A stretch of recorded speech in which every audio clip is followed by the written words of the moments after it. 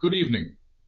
Today, a federal judge moved to uphold press freedom at the Pentagon while the Trump administration launched a lawsuit against Harvard University. We also have details on new commemorative coins featuring the president and a controversy involving the Secretary of Defense. First, a significant victory for press freedom. A federal judge in Washington has halted the United States government's restrictive access rules for journalists at the Department of Defense. The lawsuit, filed by the New York Times newspaper, challenged a policy that allowed reporters to be classified as security risks if they sought information not intended for public release. Judge Paul Friedman stated on Friday, March 20th, that while troop protection is important, public access to information from diverse perspectives regarding government actions is more crucial than ever, especially given current United States military operations in Venezuela and the ongoing war with Iran. In other news, the Trump administration has filed a lawsuit against the elite Harvard University. The complaint alleges that the university failed to adequately protect its Jewish students, arguing that Harvard's leadership deliberately ignored hostilities on campus and refused to enforce anti-discrimination rules. The lawsuit aims to reclaim millions of dollars in taxpayer-funded government grants from the university, funds that Harvard allegedly received during a period when it was not adhering to applicable law.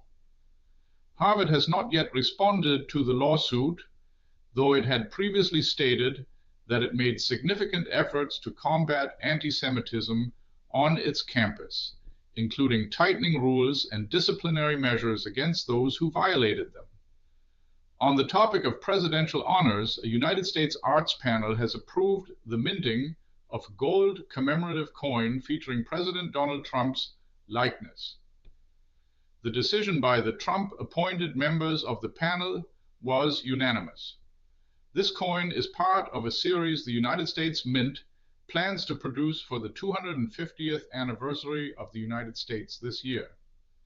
Discussions around the 24-karat gold coin's diameter even suggested it could be up to 7.6 centimeters, with a White House advisor stating that the largest possible coin was the president's wish, quoting, "The bigger, the better."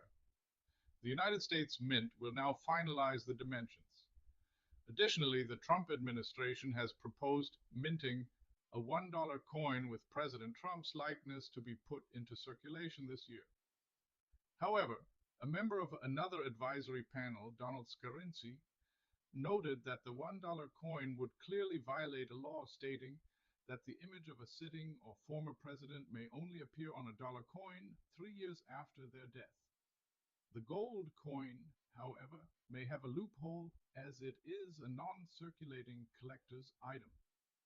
A serious accusation has been leveled against United States Secretary of Defense Pete Hegseth. He reportedly misrepresented a meeting with families of fallen soldiers. On Wednesday, he met with the families of 6 soldiers killed in the United States-Israeli Middle East war.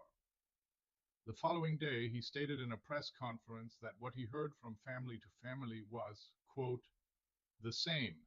They said, "Finish it, honor their sacrifice, don't waver, don't stop until the task is fulfilled." However, the father of one of the soldiers told NBC News that this was not true for him. He clarified that when he spoke with the Secretary of Defense, the topic of continuing the war was not discussed. He merely expressed his earnest hope that the decisions made in the war were necessary. Tragic news from the United States Immigration and Customs Enforcement. Another person has died in an Immigration and Customs Enforcement detention camp. A 19-year-old Mexican man reportedly committed suicide in a camp in Florida. The Mexican government on Thursday local time called the death, quote, "unacceptable," and demanded a thorough investigation. This marks the 44th death in an Immigration and Customs Enforcement detention center since President Donald Trump took office last January. The 19-year-old was arrested in January and had been held in the Glades County camp in Florida since late February. Finally, on the international front, the relationship between Gustavo Petro, the Colombian president, and Donald Trump, which had recently seemed to ease, is now under renewed scrutiny as United States justice investigations against President Petro become public. And President Trump is significantly escalating his tone towards NATO partners, threatening that he will not forget their refusals regarding the protection of the Strait of Hormuz. That's all for today's top stories. Thank you for tuning in.